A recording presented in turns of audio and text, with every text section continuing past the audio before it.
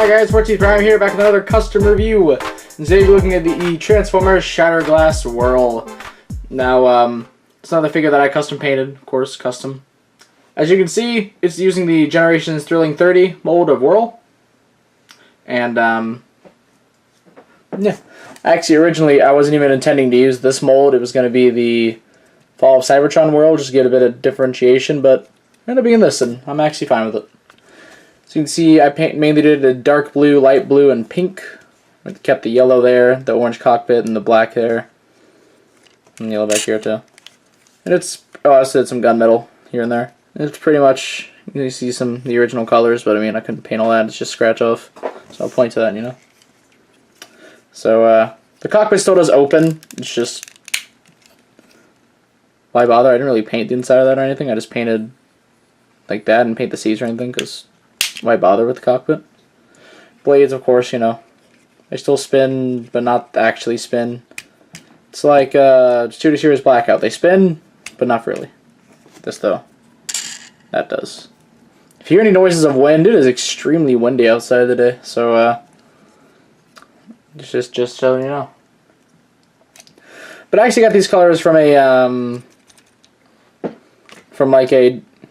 from a photo edit, not photo edit, a digibash that I saw online, and it actually it looked different than this. Honestly, it was basically the light blue and pink mostly, but I couldn't. But it was like a more like hot pink than the pale pink. Actually, it looks a bit better on camera. But I ended up using this. It's the only one my paint brand has, sadly. But yeah, and he has this Shattered Glass Autobot insignia right there, of course.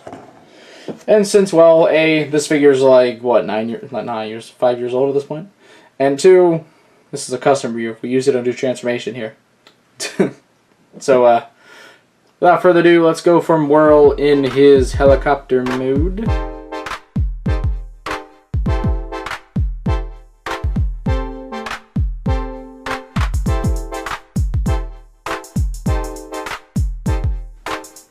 To his robots mode, and I do also really like this mode. I love both modes, the color placement, even though it's not technically like to a color scheme, this is a figure that's weird enough where it works. I think this figure can be painted in nearly any color scheme, and it would just work. But speaking of colors, one thing I forgot to do at the beginning of the video was show what paints I used. So for the light blue, I actually used a spray. It's the Coral Blue Tamiya brand spray. For all the pinks, I used pink. Shocker. I know. For all the darker blue, I used blue. Just blue. There are some tiny hints of gunmetal here and there, like on tops of the shoulders and like on these right there. And then you can see the eye is flat aluminum. And that's it. Let's bring this guy up close so you can kind of see it. There's a little bit of the original head slide piping shining through. I mean, yeah. Which, the things I didn't paint on this were like these black joints in there. I didn't paint the claws. And then the black parts of the head I didn't paint. I'm sorry, black parts of the head I didn't paint. And then I obviously didn't paint things like the joints right there. And then the insides of these legs. But pretty much everything else I did. Also not the inside of this, you can kind of see it. Which I might just do that top bit eventually. But for now, it's fine. I do still have his weapons. I didn't really paint them or anything, and I honestly don't know what I'm going to do with them. Like, I actually got this guy new in the box. I mean, I have his weapons and his old sticker sheet and whatnot.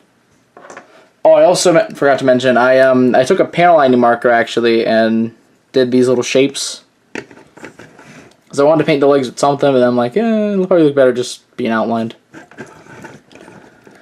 But I mean, overall, I do really like this. I think this figure is interesting in general.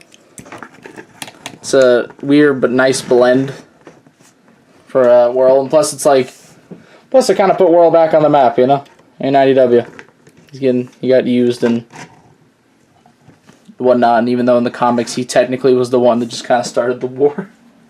He caused everything.